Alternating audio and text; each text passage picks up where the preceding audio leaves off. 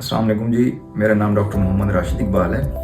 आज मैं आपसे एक अहम टॉपिक पे डिस्कस करने लगा हूँ जो कि आजकल बच्चों के अंदर बहुत कॉमन है। मार्च का महीने आने वाला है तो मोस्टली बच्चों को जो है डायरिया हो जाता है, तो मोशन लग जाते हैं, तो बच्चे क्लिनिक पे आए होते हैं वो बड़े मसाइल के साथ, और बच्चे बड़े डिहाइड्रेटेड होते हैं और ख़ासतौर वालिदैन को ही नहीं पता चलता कि हमारे बच्चे के अंदर जिस्म के अंदर जो है कितने पानी की कमी हो चुकी है। तो उसके लिए कुछ मैं आपको टिप्स बताऊँगा जो आपने घर के अंदर देखनी है कि हमारा बच्चा कहीं डिहाइड्रेटेड तो नहीं हो गया। सबसे पहले आपने ये देखना है कि डायरिया शुरू कब हुआ है, उसको कितना टाइम हो, क्या वो एक्यूट है या क्रोनिक है। एक्यूट और क्रोनिक से मतलब ये है कि अगर उसको डायरिया शुरू हुआ है 2 हफ्ते हो गए, ठीक है, 2 हफ्ते से कम है तो वो एक्यूट है। अगर 2 हफ्ते से मुसलसल ज़्यादा जा रहा है और वो बच्चा जो 24 घंटे अंदर 3 स्टूल से ज़्यादा वो अगर डायरिया कर रहा है, मोशन कर रहा है, तो इसका मतलब आपका बच्चा जो है सीवियर डायरिया के अंदर मुब्तला है। अब ये देखना है कि बच्चे के उसके साइन सिम्टम क्या होंगे कि बच्चा डिहाइड्रेटेड है या नहीं है। माँ खुद चेक कर सकती है। सबसे पहले ये देखें कि बच्चा अगर रो रहा है तो उसके आंसू नहीं होंगे, बच्चा बड़ी तेज़ तेज़ सांस ले रहा होगा। दूसरा ये है कि बच्चे की जो स्किन है, खासतौर पे ये जगह आपने पिंच करके देखनी है, क्या वापस अपनी जगह पे जा रही है। दूसरा आपने बच्चे के पेट के ऊपर पिंच करके देखना है, क्या उसकी जो जिल्द है वापस अपनी जगह पे, आपने पहले अपनी स्किन पे करके देखना है, फिर बच्चे के देखना है क्या वो नॉर्मल आपको लग रही है। अगर नॉर्मल नहीं लग रही, दूसरा ये है कि बच्चा इरिटेबल होगा बहुत ज़्यादा, बच्चा रो रहा होगा, कुछ स्टेज ऐसे है और कुछ स्टेज ऐसे है कि बच्चा बिल्कुल रोना ही छोड़ देगा, तो वो सीवियर डिहाइड्रेशन होती है। अब उसमें मैं अपने इलाज पे आता हूँ कि अगर आपको लग रहा है कि बच्चा डिहाइड्रेटेड नहीं है, ऐसे इमोशन चल रहे हैं, तो आपने ये देखना है कि बच्चे को ORS देना है, जिसे हम नमकोल वाला पानी कहते हैं। बच्चों का जो नमकोल वाला पानी होता है एक बना बनाया होता है, बड़ों का कुछ खुद बनाना पड़ता है। आपने ख़ास ख्याल रखना है ORS बनाते हुए कि उसमें पानी जो है ना साफ़ इस्तेमाल करना है, ठीक है, या फिर बना बनाया आप ORS बच्चों के ले लें। अब ये है कि आपने जैसे ही आप देखते हैं कि आपके बच्चे की उम्र कितनी है, अगर वो 2 साल से कम है तो आपने क्या करना है, जैसे ही बच्चे ने स्टूल किया, जैसे ही बच्चे ने मोशन किया, तो उसके बाद अगर 2 साल से कम है तो आपने 50 से 100 ml उसको पिला देना, जो जितनी दफ़ा वो स्टूल करेगा आपने पिला देना। अगर तो आपका बच्चा 2 साल से 12 साल तक है, 14 साल तक है, तो आपने 100 से 200 ml, 100 से 200 ml जो है बच्चे को ORS पिला देना है, ठीक है। अब ये हो गया कि डिहाइड्रेटेड तो नहीं है लेकिन उसको डायरिया है, बहुत ज़्यादा मोशन लगे हैं, ये उस कंडीशन में इसको प्लान A कहते हैं हम, ये नो डिहाइड्रेशन के अंदर ये मसला होता है। अब हम प्लान B की तरफ चलते हैं। प्लान A मैंने आपको समझा दिया। प्लान B में ये होता है कि बच्चा जो है सम डिहाइड्रेटेड होता है, वो मैंने आपको साइन सिम्टम बताया कि आपको कैसे पता चलेगा बच्चा हमारा जो है ना सम डिहाइड्रेटेड है। उसमें ये होगा कि बच्चे को आपको मैंने स्किन पिंच करने का कहा था कि अगर वो स्किन उसकी वापस जो है बड़ी स्लो जा रही है, इसका मतलब बच्चा आपका सम डिहाइड्रेटेड है। दूसरा ये है कि बच्चा सम डिहाइड्रेशन में बच्चा इरिटेबल होगा, बड़ा चीख रहा होगा, ठीक है, वो कुछ खाने पीने की तरफ नहीं जाएगा, बड़ा इरिटेबल होगा।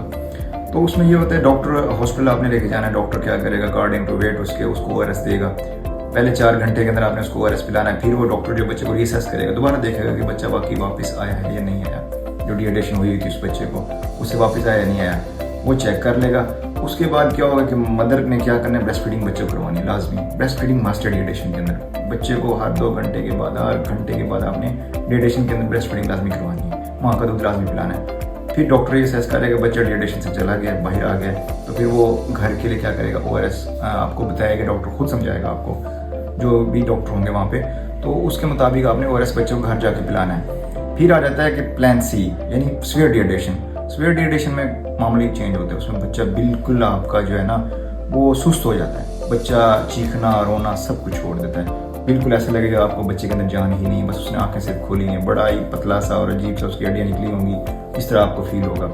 उसमें ये होता है कि IV फ्लूइड्स लाना होता है। IV फ्लूइड्स का खास तौर पे ये ध्यान रखना है कि मोस्टली होता है कि छोटे छोटे क्लिनिक्स होती हैं देहातों के अंदर, विलेजेस के अंदर, टाउन्स के अंदर, तो बड़ी बोतल लगा देते हैं, ऐसा कुछ नहीं होता। उसमें ये करना होता है कि आपने बच्चे की एज देखनी है, अगर वो 2 साल से कम है तो आपने उसको 30 ml के हिसाब से पहले घंटे के अंदर चलाना है, ठीक है। फिर उसके फर्दर जो डोज हैं आगे वो 30 ml से आगे फिर 700 ml चला जाता है, या फिर उसमें ये होता है कि 70 ml चला जाता है, तो अगले 5 घंटे में आपने उसको चलाना है। फिर आ जाती है बच्चे की एज 2 से 5 साल, ठीक है। उसमें ये होता है कि 30 ml क्या करना है, आधे घंटे में चलाना है, क्योंकि एज बढ़ गई है ना उसकी, आधे घंटे में चलाना है। फिर 70 ml के हिसाब से जो है ना 2.5 घंटे के अंदर आगे उसको IV चलानी है।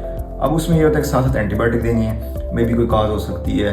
अब डायरिया के तो डिफरेंशियल बहुत सारे, एंटेरोकोलाइटिस हो सकता है, उसको सिली डिजीज हो सकती है, लैक्टोज इंटॉलरेंस हो सकता है, मुख्तलिफ डिजीज हैं इसके अंदर ना, माइकल डिवर्टिकुलम। अब ये होता है कि वो फिर आपने फर्दर हिस्ट्री पूछने के बच्चे को जो है डायरिया किस कलर का आता है, किस तरह का होता है, बदबूदार होता है या चिपचिपा होता है, वो तो फिर फर्दर आपके डिफरेंशियल्स हैं। ये है कि ये सीरियस कंडीशन जो है ना सम डिहाइड्रेशन, इससे बच्चे को निकालना बहुत ज़रूरी होता है। उसमें एंटीबायोटिक्स में मोस्टली जो हम लोग चलाते हैं वो सिप्रो चला देते हैं, मेट्रोनिडाजोल चला देते हैं, सेफ्ट्रिक्सान वगैरह बच्चे को, ताकि एंटीबायोटिक का साथ दिया जाए। तो साथ में ये है कि खासतौर पे जो डॉक्टर होगा उससे आपने लाजमी पूछना है कि ORS घर में जाके किस तरह का बनाना है, कितना पानी रखना है, कौन सा पानी यूज़ करना है, या बच्चे के लिए बना बनाया ORS लेना है, या क्या बच्चे की आगे फर्दर क्या करनी है। अगर जो पहला मैंने आपको प्लान ये बताया था कि आपका बच्चा डिहाइड्रेटेड नहीं है लेकिन उसको मोशन लगे हुए हैं, उसमें आपने ब्रेस्ट फीडिंग के साथ बाद में ये देखना है कि बच्चे की कोई भी वर्सन कंडीशन हो रही है तो आपने फ़ौरन हॉस्पिटल जाना है। अदरवाइज वो हम 5 डे का कह देते हैं कि आपने 5 डे के बाद दोबारा आना है और बच्चे को चेक करवाना है। तो ये है, ये कॉमन बातें हैं जो माँ खुद कर सकती है बच्चों के साथ, मतलब देख सकती है। माँ खुद एक अच्छी डॉक्टर होती है, ठीक है।